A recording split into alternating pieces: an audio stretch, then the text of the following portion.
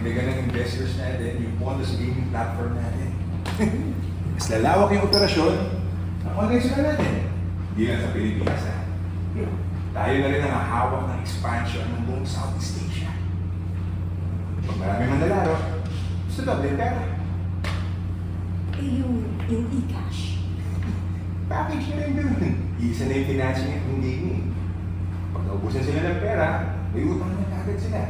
Dire-diretso lang yung cash flow. Di ba? Nice one.